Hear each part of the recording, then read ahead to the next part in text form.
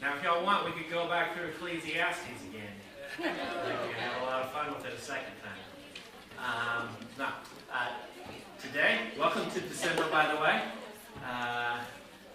We are beginning a new series. And so congratulations to you. Those of you who are here this morning are the only ones who have the potential to be here for every Sunday of this new sermon series. Now, so I want to take some commitments from people to see if you would commit to being here for every message of this new series. The Gospel of John, by the way, so I'm not going to be like, oh, it's Leviticus, and then you'd be like, oh, no. It's the Gospel of John. So who would like to commit? Show of hands that you're going to be here for every single one. Sean? And there we go. There we go. All right. Hands all over. All right. Now, I've graphed out about half of this sermon series so far, and it comes out to about a year for that first half. Just so you know, we're going to be in John a long, long time. But you saw the hands. I take that as you've made a vow before God in the presence of all of the saints. So, you know, I'm not going to police it. The Holy Spirit's going to do that for me in your own heart. But I am so excited because we are beginning the Gospel of John. This is a series I have been looking forward to for about 6 months now, and I believe the Spirit led me to this Gospel as a place we needed to be, and not just briefly, but we needed to be there a while. We just want to spend time in the life of Christ. Spend time with Jesus. So I ask you, don't look at it like it's a sermon series that's just really long and forever. We're just talking about Jesus. If you want to know what are we going to be talking about next Sunday, we're going to be talking about Jesus. And so I want you to be here for that. The Gospel of John is unique. In many ways, it is incredibly intricate Greek writing that we're not getting a whole lot into. I don't want to pound you with Greek, but most people look at the Gospel of John and they see it kind of separated into 4 different sections. Okay? So the first section is called the prologue, and it's only 18 verses. And so that'll only take us 3 or 4 weeks to get through. And then the next section is sometimes referred to as the Book of Signs. And that goes from midway through chapter 1 all the way to the end of chapter 11. And so it's all about the ministry of Christ and the signs that he displays before Israel to show who he is. Now the next part of John goes from chapter 12 all the way to chapter 21, almost right up into where the book ends. And that entire half of the book is completely centered in the last week of Christ's life. And so if you just kind of think about it, we're going to spend months and months just in that Passion Week, just with the crucifixion and the resurrection and the Passover meal and all of the words that Jesus shares and the prayers that Jesus shares with his disciples the night before. I love John, the Gospel of John, so much, and I hope that you can be here for as much of it as possible. And I would say, bring a friend. Let's go back to kids' church days. Invite a friend. Bring a friend. I'm not going to give you a sticker. I'm not going to give you a lollipop if you bring a friend for 3 straight weeks or something like that. But I'm going to tell you, invite a friend. This is the season to do it. Some people would say, well, Easter, people are just as open to coming to church for the first time during the Christmas season as they are during the Easter season. And so be looking ahead. We have a lot coming up, and I'd ask you to turn your attention to the bulletin. There's a ladies' party this Thursday at the Cozy Toros. You just shake your head no, because it's the next Thursday. So, check your bulletin, because I'm going to tell you the wrong thing, all right? But there's a lot coming up next Sunday. I am certain of this is our Resurrection House meal that we have, hosted by the Missions Committee. We want you to be a part of that. We want you to be here to share and minister there. But, John, chapter 1. The prologue of John. The first 18 verses. It stands apart from the rest of the text because it doesn't necessarily tell a story in the way that the rest of the text does. Greek scholars who have examined the book of John and other Greek literature during that time have said that the first 18 verses of John are the most complex and beautiful Greek in all of the ancient world. It was a divine thing that brought this testimony to us. Now the prologue is John just kind of saying, I'm about to tell you a story about this man Jesus. But before we get into the particulars about the individual signs and about the individual things he said and did, I want you to see the big picture first. Because I need you to know it's not just these individual things he's doing, but there is much more at stake. And I want you to know right off the bat what Jesus has come to do in this world. And if you can understand the prologue of John, then you understand the rest of John. Because it's all within the idea of who he claims Jesus is in these first handful of verses. It's all about what he claims Jesus has come to do. The rest of the book is demonstrating the how. So we're going to look at the first 5 verses of this prologue this morning. John beginning to demonstrate for us who exactly this person called Jesus is and what exactly he's come to do. And it begins with these 3 words. In the beginning. In the beginning. So when we think about the life of Christ, and especially about this season that we're in, right? In the beginning is Christmas, right? In the beginning is the manger, and the angels, and the shepherds, and swaddling clothes, and stuff like that, right? That must be the beginning that we're talking about. John says nothing about any of that. In fact, most of the gospel doesn't really talk about the stuff that we really focus on at Christmas. When John says in the beginning, he's saying in the beginning in the same way that the writer of Genesis said in the beginning. In the beginning, going way back further than anyone could possibly comprehend, because none of us were around. No one was around except for God in the beginning.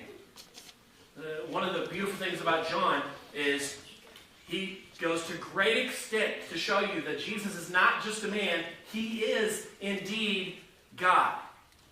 I am baffled when I hear people say Jesus was a great teacher, he was a great philosopher, but he never actually claimed to be God. And so Christians, I don't know why you believe that he is. They just must completely throw out and ignore the book of John, where repeatedly in his words and in his deeds, he claims to be God himself. So much so that the Jews try to kill him multiple times during his life, not just on the cross. So in the beginning is not just at the beginning of the life that we understand, that 30 to 33 years that he came in the flesh, but in the beginning goes back to his ancient origins. Because unless you understand his ancient origins, you don't understand the 30 to 33 years that he lived on life, or that he lived on earth in the flesh.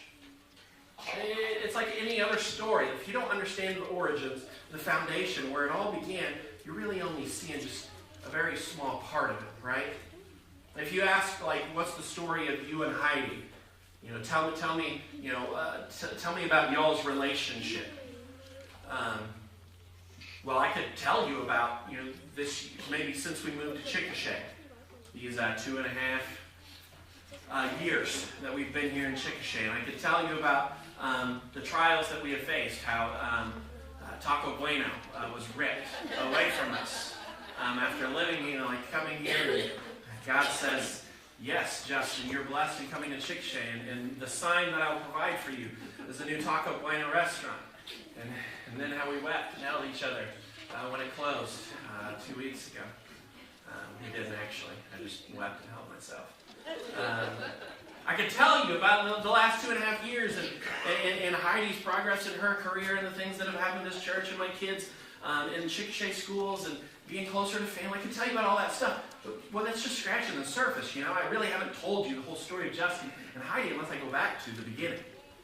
And don't worry, I'm not going to tell you the whole story of Justin and Heidi this morning. I want to talk about Jesus. But you understand that I would have to go back and I'd have to start talking about, when we were first married almost 14 years ago. 14 and a half years ago, sorry. Almost 15 years ago. But even before that, I really got to go back 18 years to March 3rd, 2000.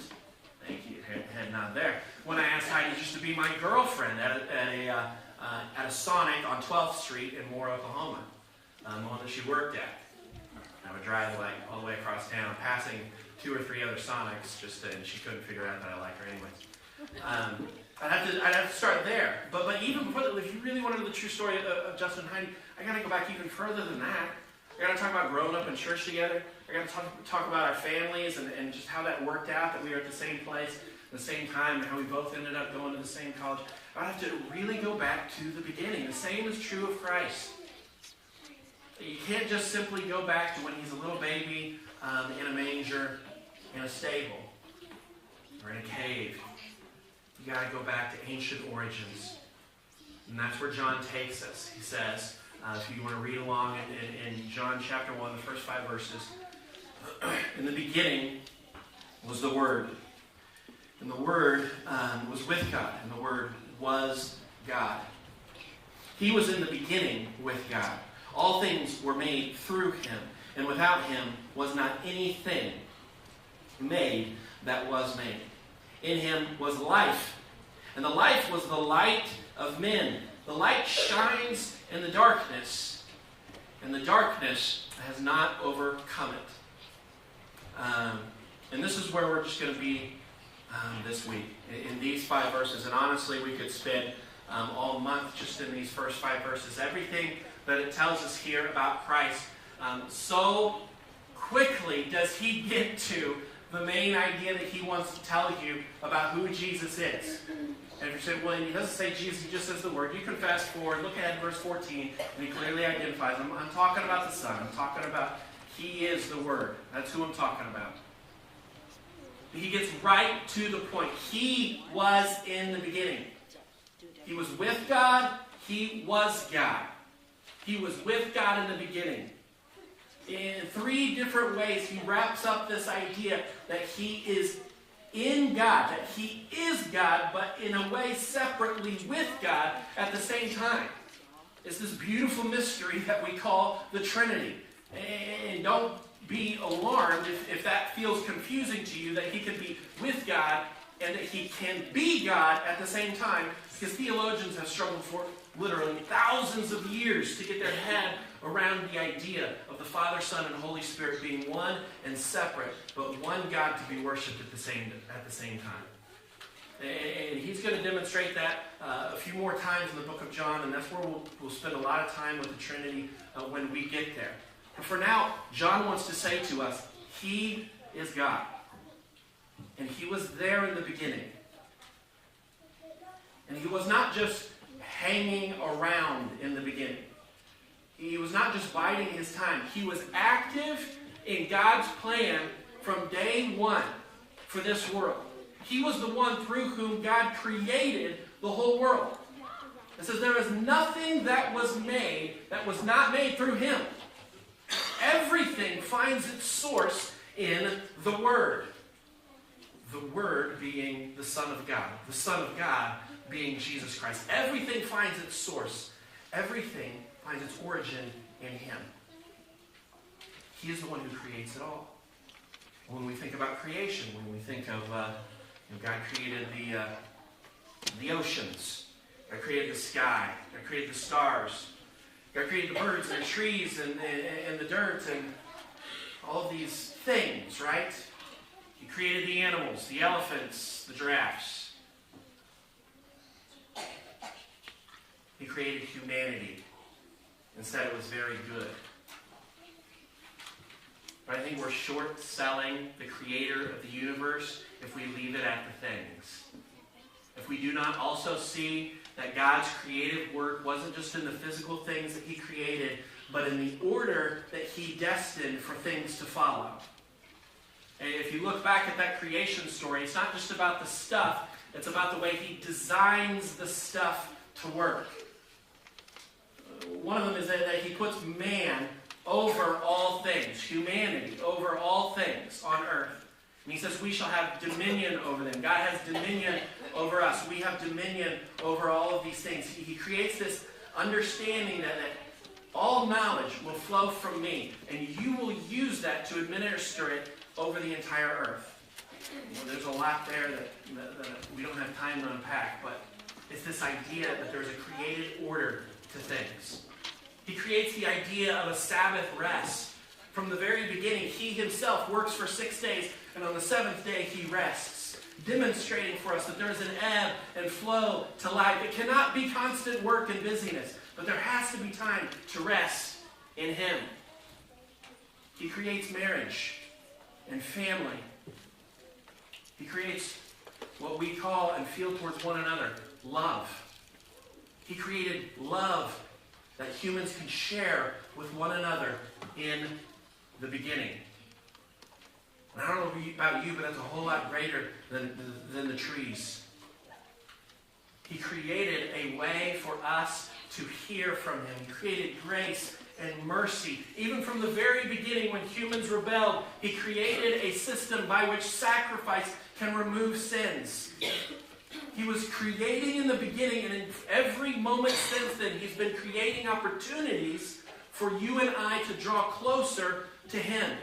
He is a creative God, and that didn't just stop after day 6. So we have to see Jesus as integral to that process of creation.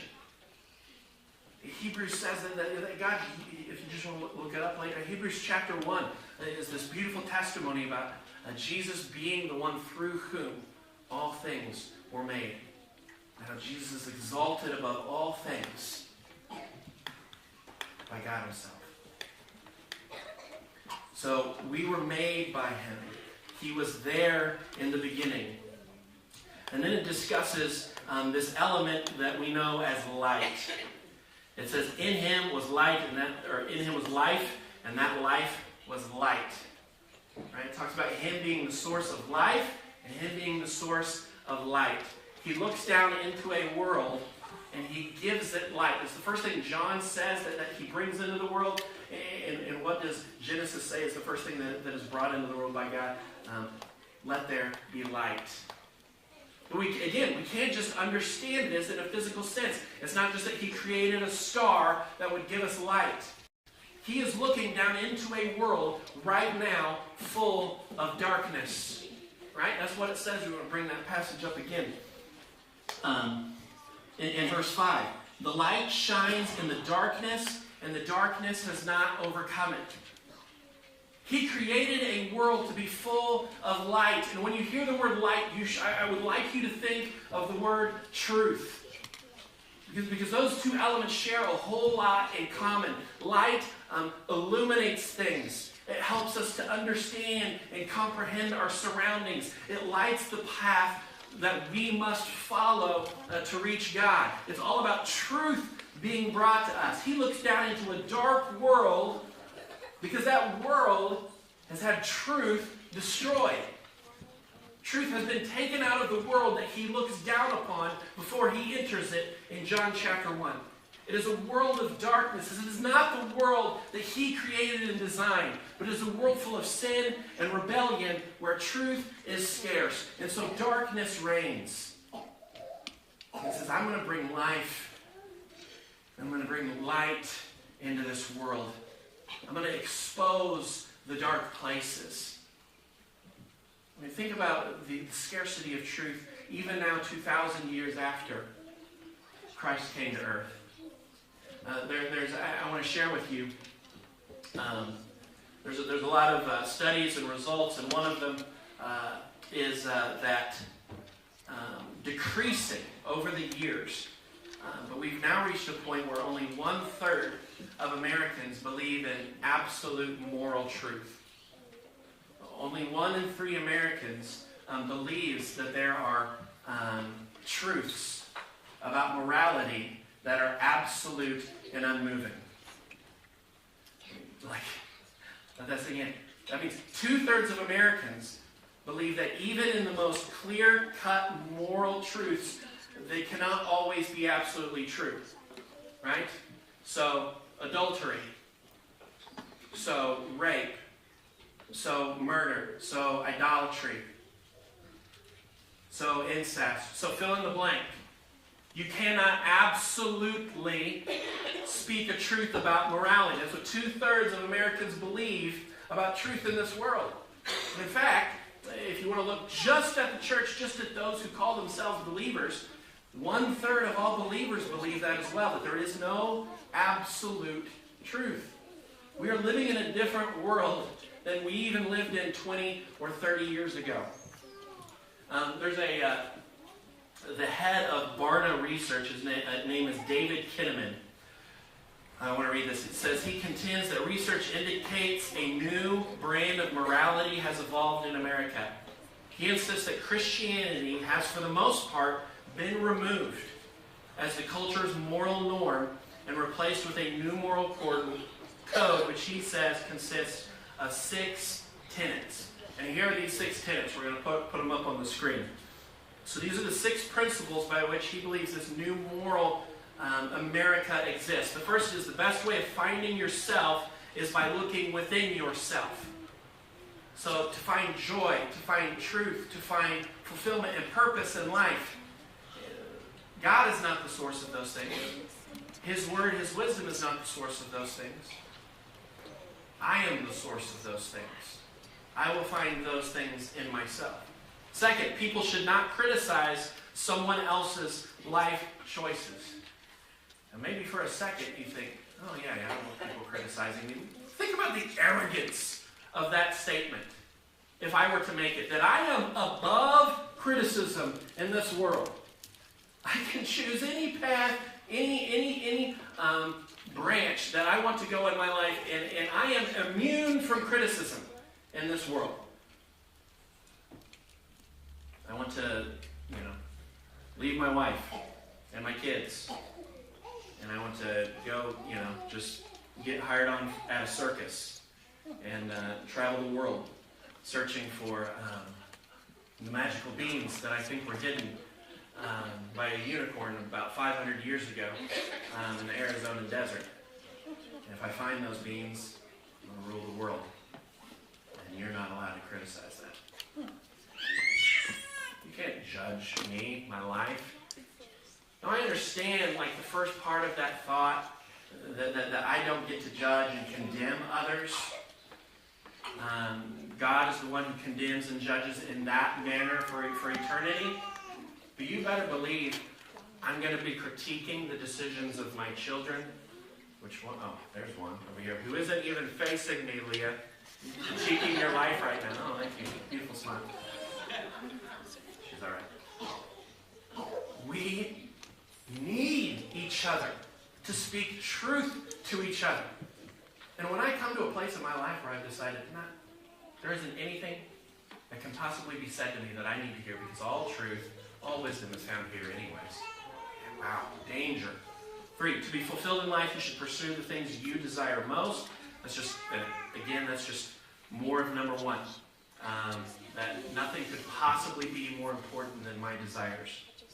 Number 4, the highest goal of life is to enjoy it as much as possible. We just left Ecclesiastes. That's what he's saying the whole time, right? The premise of him saying that was, life is a waste, life is vain, so live it up. And that's essentially the idea, is that there is no life beyond this life. And if that is true, then I agree, then live it up. Paul said the same thing. But if you believe in a resurrection, if you believe in hope beyond this life, well, then this life is so much more worthwhile. 5, people can believe whatever they want, as long as those beliefs don't affect society. That has got to be the most ignorant statement on this list. The idea that the beliefs of members of a society could not affect the society. That there is no introspection, there's no ability to correct when we have lost our way in a search for truth. There's no ability for me to say, no, truth is over here, and you've gone way out into right field. We just abandon one another for what we hear inside of ourselves. And a result of that, number 6, any kind of sexual expression between 2 consenting adults is acceptable. And there it is. And I won't go any further into that because I recognize this Family Sunday. So there's a lot of young ears. But this is the world in which we live. This is the darkness that God looks down into. And he chose to come here anyways. You think of the grace and mercy in that act, not just on the cross, not just with the people he healed and the things that he taught, but just that he would lower himself, humble himself to come down to this earth into a place of darkness. A place of darkness because it was ruined by humanity. He created a world of truth and light. He created a place to be enjoyed.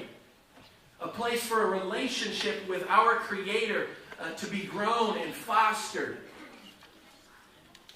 And we chose rebellion. And we turned away from the truth. And we said to the Word, we said to the Word, who is the Creator, my truth, the voice I hear and hear. This is the source of all things. And so this voice will tell me what love is and what the order and dominion of life is supposed to look like. This voice will tell me who is worthy of worship. And by the way, I'm probably going to choose myself. And he chose to come here anyways. The story of Jesus Christ coming to earth is a story of a God who will not give up. Even though he would be justified if he chose to. He chooses to not give up on a world that has rejected him and his truth and his creation over and over and over again. And instead of saying, let's wipe the slate clean, I'm done with this, he says, no, you send me down and I will show them what life and light and truth is supposed to look like. John chapter 1 verses 1 through 5 is just an echo of what we'll hear later in chapter 14 when he says, I am the way, the truth, and the life. He comes down to set things straight. He comes down to save the world that has run away from his truth. Into the darkness he brings this light, and he shares it with each one of us, and he says, now you go. You be a city on a hill. You be a light in a dark world with my truth. This is a God who doesn't give up. This is a God who doesn't give up on this world. This is a God who doesn't give up on your family. God has not given up on your marriage. God has not given up on your life. There may be times when you do. There may be moments when you have given up on people in this life. Members of your family who have gone so far from the truth and dove so far into the darkness that you just want to raise up your hands and say, I'm done. The Word says, send me in. The way, the truth, and the life says, let me have them. I'll go down and I'll live with them. I'll live with the murderers. I'll live with the prostitutes. I will live with the thieves and the oppressors, and I will show them something new. In the beginning, from the very beginning, he loved his creation. In the beginning, in the very beginning, he loved you. We're going to go into a time of worship and invitation this morning. And I just want you to meditate on this truth. That he's not going to abandon his creation to darkness. That our God is faithful.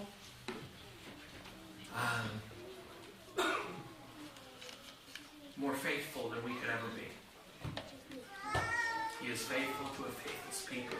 Would you please be standing this morning and let's spend time in worship of the Word who is God.